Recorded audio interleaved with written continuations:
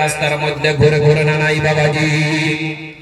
এইবার দ্বিতীয় নাম্বার লক্ষ্য করে দেখুন, আল্লাহর নবী বলে দিয়েছে কোন গ্রামের ভিতরে মেয়েদের পোশাকের দিকে তাকায় দেখেন টাইট পেট কাপড় লাগায় যায়। 3 নম্বর বলছে তিনটি আকর্ষণীয় জায়গার ভিতরে তারা কেটে কেটে ঘুরে ঘুরে না নাই বাবাজি। 1 নাম্বার হলো বুক কাটা মিয়া, বুকের সাইড দিয়ে কেটে কেটে কিছুগুলা কাপড় বানায়, আপনাদের রসুল আছে না নাই জানি না। 2 নম্বর হলো কিছুগুলা মেয়ে দেখেন আল্লাহ তাআলা বলে দিয়েছেন চুলের নিচে 3টা হাত দিয়েছে, আমাদের ভাষায় বলে পিঠ। এবার আপনারা কি বলেন জানি না, ওই পিঠের মধ্যে কেটে কেটে রাস্তার মধ্যে ঘুরে। 3 নম্বর হলো হাত কাটা মেয়ে আছে না নাই বাবাজি। এইবার মা এই যে বুকের সাইড দিয়ে কেটে কেটে আজকে এই অঞ্চলের যুবকদেরকে তোমরা পাগল বানাইছো। কিয়ামতের দিন সমস্ত যুবকদেরকে যখন আল্লাহ জাহান্নামের কিনারার মধ্যে কাট গড়ায় দিবেন, ছেলেরা বলবো, আপনারা বলবেন, নিজেরা বলবেন যে আল্লাহ আমরা কি জন্য জাহান্নামে আসলাম রে বাবাজি। আপনার থানায় কিনে যদি আপনার নামে একটা কেসের নোটিশ এসে যাই, লক্ষ্য করে দেখেন এইবার আপনি একটা কেসের মধ্যে পড়েছেন, কি উদ্দেশ্য কেস হয়েছে আপনারা জানতে চাবেন না নাই বাবাজি। আপনি জাহান্নামীর অর্ডার হয়ে গেল, ওই সময় লক্ষ্য করে দেখেন আল্লাহ আমাকে যে জাহান্নামে তুমি অর্ডার করলাম আমরা জানতে চাই। আল্লাহ বলছে ফামান ইয়ামাল মিসকালা যাররাতিন খায়রান ইয়ারা ওয়া মান ইয়ামাল মিসকালা যাররাতিন শাররান ইয়ারা। যাররা পরিমাণ ভালো, যাররা পরিমাণ খারাপ, সেদিন টিভির মতন আল্লাহ ঝিল্লিক ঝিল্লিক দিয়ে বাসায় উঠবো। ওই দিন আমল নামায় তাকায় দেখবো আমার আমল নামায় জিনা। ভাই জীবনে জিনা করেন নাই, খারাপ লাগবো না নাই কোন? জীবনে কোনোদিন জিনা করেন নাই, আপনার আমল নামায় জিনা। আল্লাহ আমি জীবনে কোনোদিন জিনা করি নাই, মেয়েদের হাত নরম না শক্ত, আমার আমল নামায় তুমি কেন জিনা লিখে দিয়েছো? 3 নাম্বার পিকচার তাকায় দেখবেন আপনাদের গ্রামের ভিতরে সলিমুদ্দি একটা দোকানদার ছিল, সলিমুদ্দি দোকানদার ছিল, ও বাবা আব্দুর রহমান হাজী সাহেব ছিল। এইবার সলিমুদ্দি দোকানদারের বিবিকে এমন ভাবে তিনি স্টাইল রূপে রেখে দিয়েছে, 150 পালসার গাড়ির পিছনে পিছনে তুলে।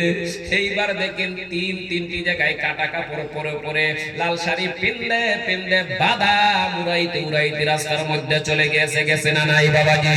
আল্লাহ ওই সলিমুদ্দির স্ত্রীর দিকে আমি ভটির দিকে তাকাইতাম, পিঠের দিকে তাকাইতাম, তাকায় রাত্রে যখন আমি ঘুমাই আছি, ঘুমানোর সঙ্গে সঙ্গে স্বপ্নের মধ্যে দেখি রে ওই সলিমুদ্দি দোকানদারের বউ আমার ভাবি আমার বিছানার মধ্যে হাজির হয়েছে, হয় না নাই বাবাজি। আল্লাহ ওই স্বপ্নের ভিতরে যখন আমার ভাবি আমার বিছানার মধ্যে হাজির হয়েছে, সকাল বেলায় ঘুমের দিনে চমকে উঠে দেখি আল্লাহ আমার গোসলটা পর্যন্ত ফরজ হয়েছে। বউ ছাড়া গোসল ফরজ হয়, ছেলেদের হয় না নাই বাবাজি। এইবার আল্লাহ ওই সলিমুদ্দি দোকানদার ব্যাটা, কলিমুদ্দি দোকানদার ব্যাটা এত বউদেরকে যে কোনোদিন করবার কথা বলে নাই, বটি টান টান করে যখন লাল শাড়ি পিন্না আমাদের গ্রামের মধ্যে ঘুরাইছে, আমরা যুবকেরা সহ্য করতে পারি নাই, আমাদের যুবকের চোখ এবার চলে গিয়েছে ওই বটির মধ্যে। এইবার আপনারা প্রশ্ন করেন হুজুর আমাদের এলাকার মধ্যে যতগুলা যুবক আছে আমরা ভালো, আমরা জীবনে কোনোদিন তাকাই নাই, এবার মারিফতের মধ্যে ঢোকেন। এইবার বাবাজি মেয়েদেরকে আল্লাহ তাআলা দুনিয়ার মধ্যে পাঠাইলো, কান খালা শুনে রাখেন। দুনিয়ার মধ্যে আজকে পুরুষদের আকর্ষণের জন্য কোথায় দিলে পাঠিয়ে দিলেন, সূরা বাকারার মধ্যে রয়েছে বাবা। আল্লাহ তাআলা যখন হযরত আদমকে জান্নাতের ভিতরে বানায় রাখলেন, এইবার কান খুলে কথাগুলো শুনে রাখেন, বানানোর পরে পরে পরে পরে এইবার হঠাৎ করে একদিন আদমের জান্নাতের ভিতরে ভালো লাগে না।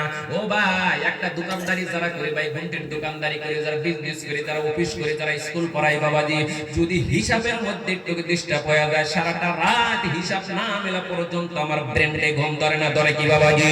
কিন্তু বাবারে আদমের জান্নাতের ভিতরে ভালো লাগে না, এইবার টেনশনের মধ্যে পড়ে গেল।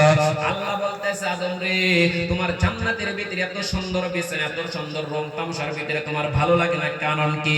হযরত জিবরাইলকে বলল জিবরাইল চলে যাও আমার আদমের কি জন্য ভালো লাগে না। এইবার জিবরাইল যখন চলে গেল, চলে যাওয়ার সঙ্গে সঙ্গে জিবরাইলের আঙ্গুলি দিয়ে যখন এই যে আমরা আদমের যে স্থান দুইটা রয়েছে আছে না নাই প্রত্যেকটা মানুষের ভিতরে, এই দেখেন বাম স্থানের তলে একটা চেকোনা হাড্ডি আছে, এই হাড্ডির ভিতরে জিবরাইল যখন মারিফতি কথা বাইলাম না করব আমি সংক্ষেপে শোনাইয়া দিয়েছি। এইবার যখন চমকে টান মেরে দিয়েছিল বাবা। এক টান দেওয়ার সঙ্গে সঙ্গে আদম যখন জান্নাতের ভিতরে চিৎকার দেওয়া উঠছিল, আল্লাহ আল্লাহ আবার সহ্য হয় না গো আল্লাহ, আল্লাহ গো আবার জান বাহির হয়ে গেল গো আল্লাহ। আদমের চিৎকারে দেখেন আর সহ্য করতে পারে না, আদম চমকে ওঠে, দেখেন বামের দিকে তাকায়া দেখেন বিশ্ব সুন্দরী একটা মহিলা বানায় দিয়েছে, বলুন সুবহানাল্লাহ। এইবার দেখেন বামের দিকে তাকায় দেখেন মা হাওয়াকে যখন তৈরি করলো, আদম দেখেন জান্নাতের খানা, জান্নাতের ফল, জান্নাতের বিছানা, সেদিকে লক্ষ্য নাই। আদমের লক্ষ্য হলো হাওয়ার ঠোঁটের মধ্যে, আদমের লক্ষ্য হলো হাওয়ার গালের মধ্যে, আদমের লক্ষ্য হলো গালার হাওয়ার চুলের ভিতরে, খালি চোখ আদম এবার চলে যায় হাওয়ার মধ্যে। এইবার মিনিস্টার ইবলিস মনে মনে চান্স পেল, আল্লাহ আদমকে কিভাবে আমি এখন জান্নাত থেকে এবার দুনিয়াতে ছেড়ে দিতে হয়। এইবার হাওয়ার রগে রগে ঢুকে ঢুকে ঢুকে ঢুকে এইবার দেখেন হাওয়ার হাতের মধ্যে গন্ধম আদমের মুখে লাগায় দিল না নাই বাবাজি। কারণ হলো এই পৃথিবীর জমিনের ভিতরে আমরা যত পরহেজগার হয় না কেন, যত দিনদার হয় না কেন, ওই বিবিকে যতক্ষণ পর্যন্ত আমরা দিনের রাস্তায় নামতে পারবো ততক্ষণ পর্যন্ত 4 লক্ষ টাকা হজ করার পরে আমার সিজদা আল্লাহর দরবারে কবুল হবে না। সেই জন্য মুসলমান ভালো করে শুনে রাখেন,